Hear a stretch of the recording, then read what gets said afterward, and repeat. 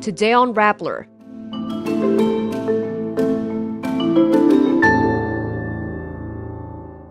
Senate President Cheese Escudero responds to Senator Francis Tolentino's proposal to expedite the Vice President's impeachment trial in 19 days. A former PCGG lawyer asked the Supreme Court to compel the Senate to begin Vice President Sara Duterte's impeachment. California Governor Gavin Newsom calls Donald Trump's troop deployment in Los Angeles unlawful. Israeli troops seized a charity boat trying to break the Gaza blockade. And 3 Filipino Americans win top theater awards at the 2025 Tony Awards. Senate President Cheese Escudero is not too keen on Senator Francis Tolentino's proposal to expedite Vice President Sara Duterte's impeachment trial. Tolentino proposed to have the trial in 19 days, from June 11 to June 30, the last day of the 19th Congress. Under his proposal, the prosecution and defense teams will only have 1 to 2 days each to present their evidence. For this to be possible, Tolentino suggested that the House reduce the number of impeachment articles from 7 to 2. I think it's very difficult to limit the presentation of evidence on both sides to 1 day each, simply because you want it done at the soonest possible time. Hindi nakalagay na trial should be done at the soonest possible time. Escudero says the trial length will ultimately be up to the impeachment court, but assures the Senate will convene as one on Wednesday, June 11. Asked if the impeachment articles can be carried over to the 20th Congress, Escudero says, Ang paniniwala ko at ang tingin ko, tatawid ito. Pero itong opinion to mula sa 19th Congress ay hindi pwedeng i-bind ang 20th Congress. Kailangan pagpasahan muli yan ng 20th Congress. Meantime, Senator Coco Pimentel moves to commence the opening right of the trial, with Senator Risa Ontiveros seconding. I most respectfully move, number 1, that our legislative business be suspended.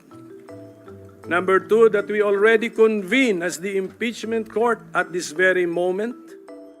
We had a choice every step of the way, and our choice has been to delay, to drag our feet.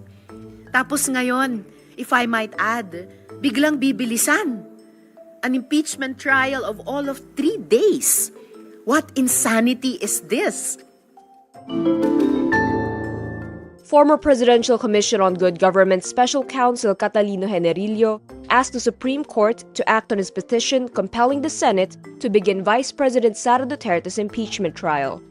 Generillo filed the mandamus petition on February 13, 2025, days after the Senate received the articles of impeachment on February 5. The Senate was the respondent in the petition.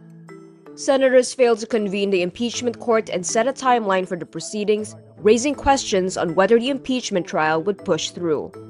Generillo has asked the SC to issue a court order telling the Senate to proceed with the trial, saying, quote, "The constitutional duty of the Senate to constitute itself into an impeachment court and proceed with a trial should comply therewith without further delay." Senate President Cheese Escudero postponed the first step of the proceedings, the reading of the articles of impeachment, from June 2 to June 11. But on June 4, senators said there was already a draft resolution seeking to drop the trial against Sara Duterte. The governor of California says the deployment of National Guard troops to his state is unlawful. Troops were sent to the streets of Los Angeles on Sunday, June 8, to help control a third day of protests against President Donald Trump's immigration policies. Troops were placed near federal government buildings as police and protesters clashed in different demonstrations over immigration raids in the city. Police declared some of the rallies to be unlawful assemblies, saying protesters threw concrete, bottles, and other objects at police. Groups of protesters holding signs against U.S. immigration authorities gathered in several areas across Los Angeles. California Governor Gavin Newsom, a Democrat, said he asked the Trump administration to withdraw its order, sending 2,000 troops in Los Angeles County. Newsom adds, quote, "These are the acts of a dictator, not a president." The White House disagrees with Newsom, saying that, quote, "Everyone saw the chaos, violence, and lawlessness." Officials say Israeli forces have taken control of a charity boat that tried to break the naval blockade of Gaza. The boat, carrying 12 people, including activist Greta Thunberg, is now on its way to an Israeli port. The British-flagged yacht called Madeleine is run by the pro-Palestinian Freedom Flotilla Coalition. It aims to deliver a small amount of aid to Gaza and draw global attention to the humanitarian crisis there. But before it could reach the shore, the boat was boarded by Israeli forces.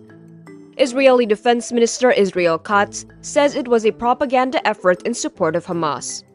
The Israeli Foreign Ministry says, quote, "The selfie yacht of the celebrities is safely making its way to the shores of Israel. The passengers are expected to return to their home countries." The United Nations human rights expert on Palestinian territories, Francesca Albanese, says, quote, "While Madeleine has been released immediately, every Mediterranean port should send boats with aid, solidarity, and humanity to Gaza." 3 Filipino Americans triumphed in the Tony Awards, Broadway's biggest night, on Sunday, June 8. Nicole Scherzinger, Darren Criss, and Marco Paglia set a historic milestone, with 3 Fil-Ams winning theater's most coveted award on a single night. Nicole won the Best Performance by an Actress in a Leading Role in a Musical for Sunset Boulevard. With one look, I'll be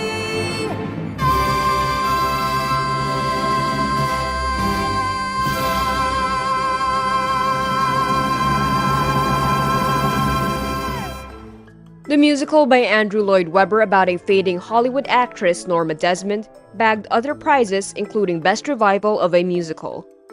The Pussycat Dolls lead singer says she's honored to be with warrior women in the category and for, quote, "making this little Hawaiian-Ukrainian Filipino girl's dream come true. So proud to represent." Darren Criss also made history as the first Filipino-American to win the Tony for Best Leading Actor in a Musical for Maybe Happy Ending. He says, quote, "Thank you to all of the little robots that made Maybe Happy Ending possible." Lea Salonga, the first Filipino to win a Tony for Miss Saigon, introduced Darren Criss and the Maybe Happy Ending Company's performance during the show. Marco Paglia, meantime, won not only 1, but 2 Tonys for Buena Vista Club. He bagged Best Orchestrations and a special Tony Award given to the musicians of the Buena Vista Social Club Band. And that's today's wrap. I'm Kara Oliver. Thank you for watching.